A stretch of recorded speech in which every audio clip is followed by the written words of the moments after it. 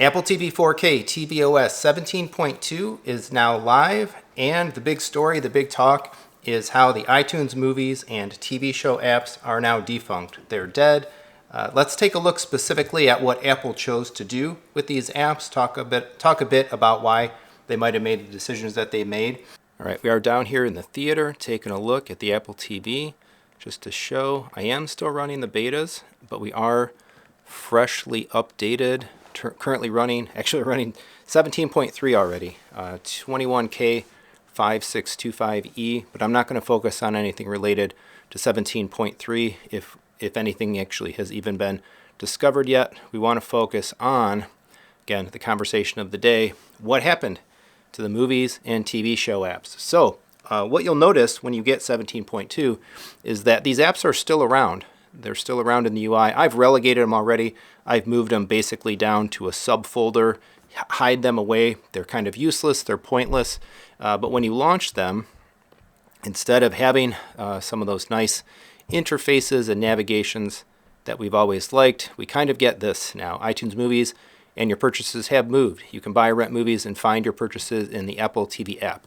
And you can choose to go to the store or go to your purchases. In either case, these just go to the newly designed Apple TV app, which we've been kind of looking at in the betas for a little while now. But that's it for these now, kind of dead, defunct, and fairly useless. TV shows in the public release is actually doing the same thing. You basically get the references to go to the Apple TV app. Interestingly enough, I think this might have been a 17.3 rollback actually, but I'm still seeing an actual functionally usable television show app, which is kind of interesting. But the design goal here, what Apple was intending to do with this decision, is to essentially negate both of these. Interestingly as well, you can't delete them. There's no option to delete them yet. I think there was some conjecture that I've seen about well, maybe they're related to the operating system, maybe they couldn't delete them yet. My suspicion is that these are still here basically because it's a usability concern.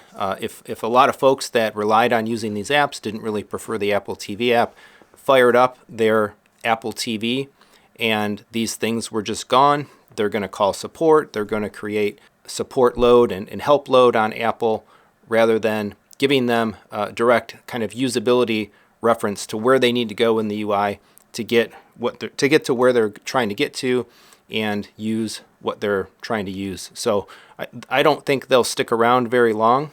Maybe it'll be tvOS 18. Maybe it'll be some other future revision of tvOS 17. But in any case, I don't think they'll be here for good. There's really no reason for them to stick around. Once Apple usability has decreed or decided that they've served their purpose of pushing people, their knowledge and awareness to the Apple TV app, then I think they will actually go away. And again, why my TV show app is actually launching something, I'm pretty sure this probably has something to do with the 17.3 beta. Don't take that with any kind of grain of hope that perhaps these are coming back. I don't think that's in the Apple plans. But as it is, I guess we can clear two apps off of the home screen. Again, the easy choice for me here was to kind of relegate these apps away into the back of a subfolder and make the Apple TV app now essentially sit front and center.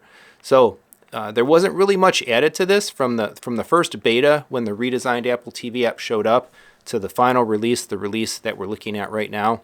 It's fundamentally the same app. We have the same library options. There is still no ability to long press and hold and get to the movie information page for a movie. If we launch something, we don't go to the movie info page that we're able to get to from the watch screen.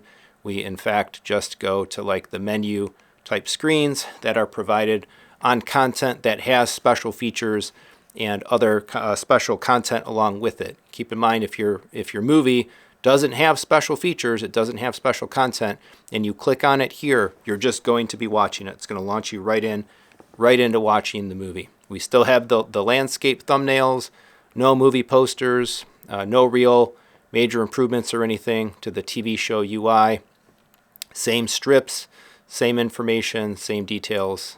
So same subheadings over here. We don't get to see the counts anymore, and that's it. So what we're really hoping to see is when we go to home, right? And we long press and hold on here. We can go to the movie, takes us to the awesome movie information page, lets us see all of the great information about our content, our cast and crew, our details, our technical information, and all of that. So Apple can be doing a whole lot more here.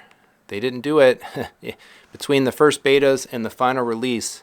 I do expect this design pattern to essentially be rolled out to the Apple TV app across all platforms where the app resides. It just makes sense that that would be the universal design language for the Apple TV app, always and everywhere now, not just on the Apple TV, which I think is going to bring some interesting questions up for folks. Particularly, I've already seen a little bit of this in the comments of some of my beta videos, which is, well, if they have this now, why even use the Apple TV?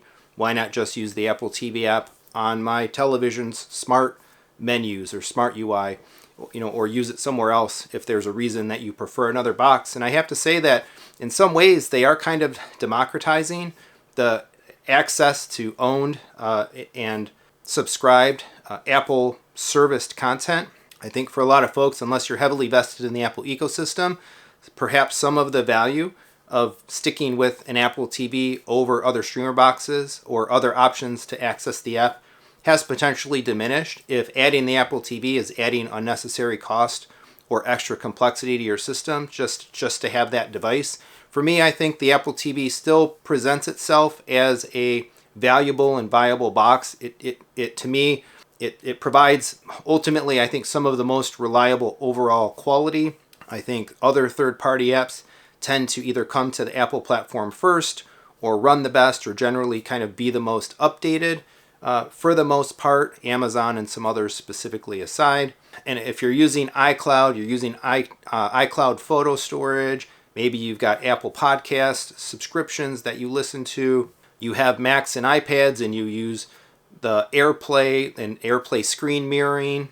Maybe you want to take advantage of some of the new features like FaceTime calling ability in your living room. I think there's still a whole bunch of cohesively unique and valuable features that the Apple ecosystem essentially provides and executes through the Apple TV. So I don't expect to be pulling my Apple TVs as a result of these changes. I will just have to adjust to essentially now again accessing my owned iTunes library in the Apple TV app itself and crossing my fingers and hoping very much so that they actually invest in making the Apple TV app UIs better, building in more library features, making it feel like a digital movie collection. Whether that'll happen or not in time, we'll see. And I will follow this up, I think, with another video at some point, kind of talking about why a more cohesive discussion about why I still do prefer to use the Apple TV over perhaps the TV app in my LG television in the living room, for example.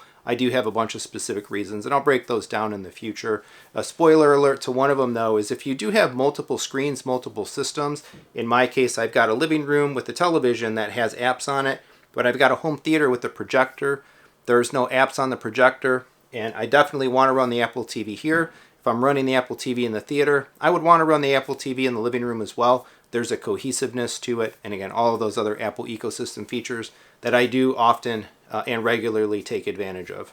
So what do you think about the final 17.2? 17.3 is already hot on its heels. I do like to see that. I feel that the rate of software development features, we're getting advancements for good or bad, positive or negative. Things are happening, investment is being made, and the Apple TV system platform is being moved forward. So that's a good thing. Hopefully, as they continue to make changes, they provide a little more cohesive thought about how everything is actually going to work. And there is one big glaring problem with this whole thing. I talked about it in a recent live stream, but it really has to do with how you own movies in the system, and if they were ported in from Movies Anywhere. There's a really big challenge as the iTunes apps go away in managing the level of quality that you own and being able to try to upgrade it to better quality when quality comes along. We are also seeing the iTunes apps now no longer functional, both on iPad and on iPhones. They already took the iTunes app away on Mac a long time ago, so Windows is the last one. I don't think the iTunes app will probably be long to live in the Microsoft Windows Store very long either. There's already pre-release versions of the Apple TV app and Apple Music as well in the Windows Store, I actually noticed today. So iTunes as we know it is going to be a defunct brand here across the entirety of the Apple footprint before too long. So sound off in the comments. Let me know what you think. Based on some of the other comments, I know some folks are really disappointed by this. To me, though, I still wouldn't recommend like holding your firmware back, not updating the OS. Eventually, that's not going to work out for you in the long run, as yet other features and capabilities and fixes and stuff come. I think we're basically forced to kind of just roll with the punches here, roll with the times, and adjust. And again, hope that this gets better in time. So sound off in the comments. Let me know what you think. Please do all that regular YouTube stuff. Like, subscribe, share the video. Let's conversate. Leave those comments. If you'd like to support the channel, plenty of ways to do that down in the description. Venmo tips, PayPal tips, super thanks. And if you would, of course, please shop with my affiliates, Audio Advice, Amazon, and others. Thanks so much for watching. Coming back for more home theater discussion. And I will stay on top of all of these Apple developments as we go forward. For better or for worse, we'll still have some fun with it. Thanks.